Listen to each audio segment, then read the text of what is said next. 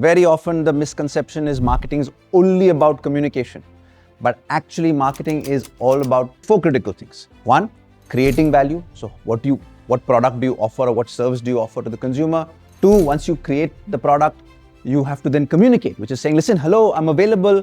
Please buy me. This is the reason why you buy me. And the third part is, now that you've communicated, you've created, how do you deliver? How do you make it accessible to the consumer? Now the next part of the iceberg, if you thought so far it's been difficult or easy, this part is even more complex. So bear with me. And it's one of the most fun parts to do. And when you get it right, it's magic. And that's called the inciting part, right?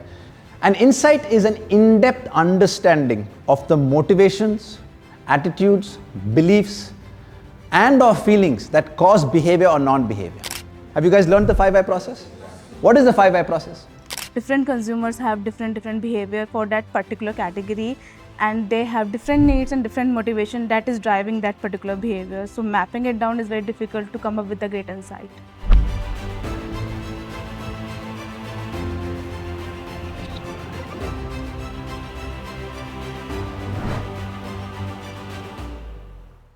Hi, I'm Siddarth. I have about 20 years of experience across multiple companies like Colgate, Coke, part of the founding team at Epigamia. Currently, I'm an independent consultant. I also teach at various campuses, a bunch of courses from brand to digital marketing and a whole bunch of others. One of the most important things that businesses will do is to create a brand, a meaningful brand that lasts for decades. And I think with the new age businesses, while they're solving for here and now, they also need to think 10 years down the line and having a strong brand strategy that's clearly articulated and evolving. And the students that we teach here, some of these are going to be leaders for the future. They'll have their own startups.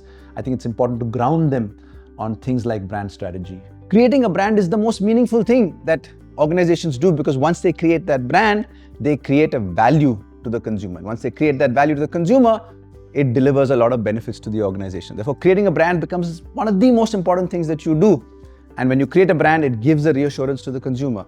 It helps the consumer navigate to decide to reduce the cognitive load. So interactive classes are the best. Every student have different perspectives, and when I give mine and my other peers give theirs, I also question myself, what did I say and how different their perspective is from them. I can openly ask questions. Like, I have a very bad habit of asking as many questions as possible. Like, if you give a point, I'll keep digging in so that, my mind is always clear. Meaning is greater than functionality. We saw that in many examples, right?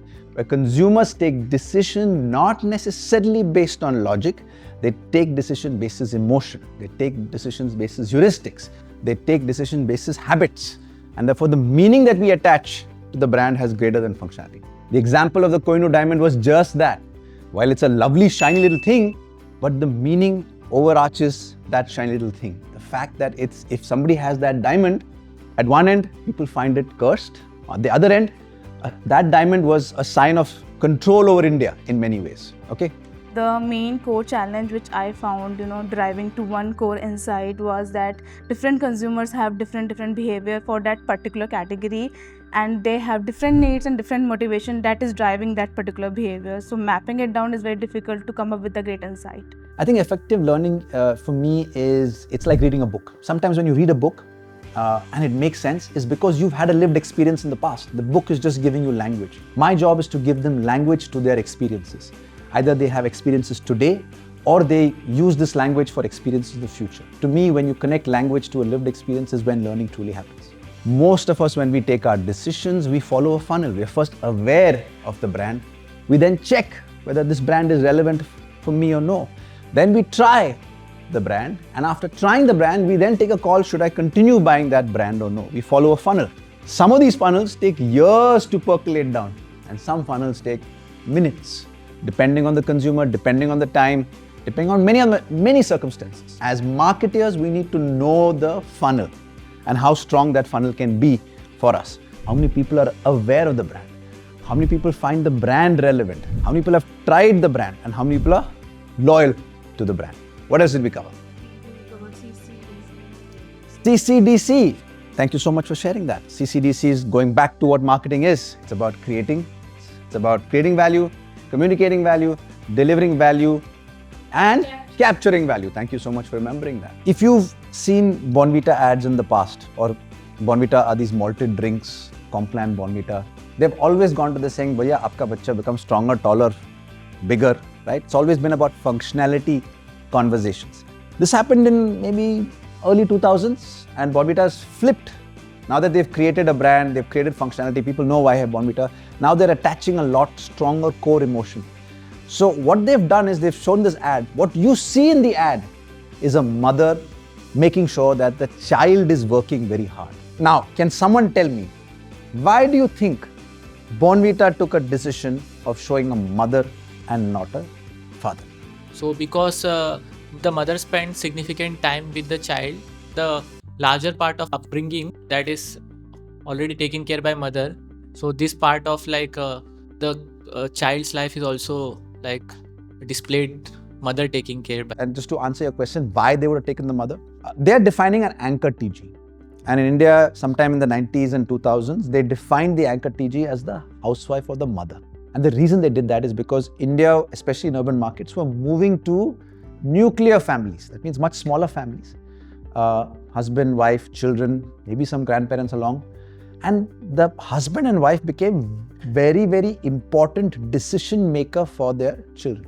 And the mothers started having a greater say in what the children did and did not do. So while both parents might have planned, but at a transaction level, it's the mother who has the capability, be it the emotional competence that Sahil said, or the mental load on a daily basis to manage the child. One of the sessions that I did was about consumer understanding and consumer insighting. The great thing that Crucible did is they sent students to Vijay Sales, and these students worked on the retail floor for 8 days trying to sell phones and refrigerators and ACs to, especially on a Republic Day weekend where there was a bunch of consumers. What we were able to do post that is to tease out from that lived experience their understanding of how people take decisions, right? Their understanding of what are the preconceived notions that people have when they enter the store, and how can you change that, or for that matter, how those preconceived notions lead to decision making as well. That was an amazing class that we did. In fact, we did an entire session on just teasing out these insights that they had from their lived experience on Vijay Sales. So during our qualitative research lectures, we had a project where we visited a mall, and during that we were supposed to observe different consumers and how they interact with different categories. And I could really connect it over there, because over there we observed things like how people buying technical products, how they would look at YouTube videos or reviews, as that would provide them assurance. How a person buying football boots would always check for the quality and the tightness of the shoe, as it would directly affect his play. And even when it comes to brands which offer complementary products, like let's say a shampoo and a conditioner, if a brand is not providing that complementary product, the consumer will definitely switch. So that really I could connect in today's lecture. The most important thing that marketers do is to create a brand. The most important thing is to have a brand strategy document. And that brand strategy document, we said, has many elements to it, and we presented that in the form of an iceberg. The bottom part of the iceberg is the big part, right? And the top part of the iceberg is the smaller part. The bottom part of the iceberg is what we call provenance, which you said is who we are, understanding who we are. And there are many elements to understand who we are. First one is, why are we in this business? Second is, what do we want to achieve? And the third is, how do we achieve it? Now the next part of the iceberg, if you thought so far it's been difficult or easy, this part is even more complex. So bear with me, but it's one of the most fun parts, and it's one of the most fun parts to do, and when you get it right, it's magic. And that's called the inciting part, right? We've identified our anchor TG. We also need to know what the motivation of the anchor TG is, and we've done some degree of that through psychographics. Now it's about bringing down that motivation into a very clear insight. An insight is an in-depth understanding of the motivations, attitudes, beliefs, and or feelings that cause behavior or non-behavior. I see behavior. I see you sitting here, coming in the morning and doing a class with me. That I see. But what's motivating you is the insight, right? What's the attitude that is behind this is an insight. What's the feeling that's behind this is an insight. I use a very simple framework called the insight framework, right? Sight is nothing but what can be observed. I see a chart where the sales are growing. I see that. That's the sight. What I need to do is to find the in. what's in their heads. I see you coming every morning, getting up, rushing, coming to class. That's I see. But what's driving that is what I need to tease out, which is the psychological dimension. What's the motivation? What's the behavior? What's the attitude? That's the core objective of Bhakti. Because when I capture that is when I bring meaning into the brand. Have you guys learned the 5 why process? What is the 5 why process? Can someone tell me? Keep asking. Keep asking whys until you get. You keep asking why until you arrive at what is it that's really driving it. We do this for problem solving. This is the data that I see. Now if you keep asking why, we arrive at what could be causing that data point, right? What could be causing the problem? It's a very intuitive but incredibly complex and mind-numbing exercise. Not mind-numbing, like you can be blown, like boss ho gaya yaar. Isse zyada I can't tease out whys, right? So let's do this 5 whys here. I inculcate good habits in my child. Why? Because good habits will set him or her up for success. Why is success important? Because I want him to do well and be at higher position than I was. Why is being a high position important to you? Because he must have a life that is free of troubles, pains that I had. Why should he be free of life? Because if that happens, I will succeed as a mother. Today's session was very helpful. Like, I'm currently working with an FMCG startup brand and I'm doing the qualitative research part there. So again, the problems were seeming that I'm not able to get up to that one main core insight from the consumers. So today's session includes the 5 why method. Asking every observation with asking 5 whys around it and coming up with a great one core insight. I think the common thread across many students today is, in our generation, we were a sponge. Whatever you told us, we used to take it in. I think this generation and the current students that I'm engaging with, they all have an idea in mind. They all have a vision in mind. They all have a goal in mind. And they're processing information that I give them with that goal in mind. The good thing about Crucible is they're creating an environment that helps them foster that goal, but also creating a platform where some of these students connect with me individually post-class as well. And that engagement really helps learning and I think helps their growth as well. Give me the demographic first of the Cadbury Dairy Milk Anchor TG. Let's assume that you were launching Cadbury Dairy Milk in India way back in 1980. Who would you Anchor TG be? Let's call your Anchor TG as family. Huh? Family, mother, father, kids, that's a core group, right? Now, Cadbury Dairy Milk says, "Arey, but you know what? Something else is happening here in India. There are these young Gen Zs and generation that's coming up." So what did they do? Created ads around Valentine's Day. Cadbury Dairy Milk launched Silk. So what happened is, as soon as they realized there's a new TG, either they can expand the Anchor TG, but they said, no, we will create a separate brand, Silk. Then Cadbury said, you know what? I see wafer chocolates doing really well. What did they do? They didn't say, let's launch Cadbury Perk. They didn't say, let's launch Cadbury Wafer Kit Kat or whatever. They said, let's launch a different brand. So what brands tend to do is, as they expand, either they expand their Anchor TG or they say, you know what, let's find a new Anchor TG. Let's create a separate brand for them, right? Because also separate products. Silk is a separate product, Perk separate product. As brands expand, what they tend to do is they expand the product range. If they feel the product range sits in the brand, then they attach it to the same brand. But if they feel the product range is a little different, then they create what they call another brand. So a lot of times we have such interactive lessons, like we have business simulations for our operations course, communication course. And that's really helpful because instead of just sitting in class and understanding how it works, we actually step in, be part of the action and try and solve those problems which we would face in a real life situation. So I'm going to put a behavior in front of you. I want you all to tell me what's the motivation behind that behavior. Use the 5 why process to come into what's the motivation behind that behavior. The behavior is, I'm willing to jump in and save a child and risk my own life, but I'm not willing to send money to help a child in Somalia. That's the behavior that I know, that I see. Now find the motivation behind it. Find the insight behind it. Use the 5 why process, get into your groups. Take 10 minutes and distill down what could be the motivation driving this behavior. During our time, there weren't really so many choices. Our paths were very linear. Do school, do undergraduate, you have to do some sort of postgraduate and then you move on. I think what we're seeing today is the options are open with entrepreneurship being such a buzzword and so many opportunities in this country. do I really need to do an MBA? Do I really need to UG? What kind of profession do I follow? I think one thing you have to be very clear on is what is your ultimate goal? Do you want to start a business? Do you want to be proficient in a particular function? I think that's the first question that most people should answer. After which, whether you do a UG, MBA, I think should be a combination of how much you really want to learn.